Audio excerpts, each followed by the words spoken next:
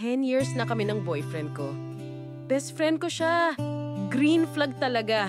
Open lahat ng accounts. Alam ko passwords niya. 4 months pa nung kaming kasal, pero sobrang secure ko sa kanya. Never kong inisip na magluloko siya.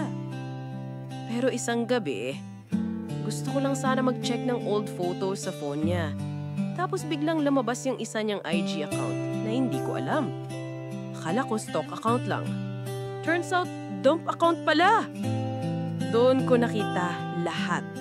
Sweet messages niya sa mga lalaki. May kachat siyang gay guy, SPG.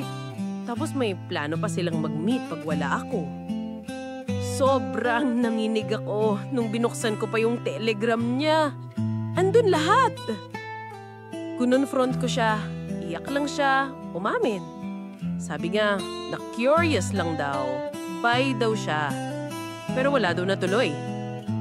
Hanggang ngayon, naguguluhan pa rin ako.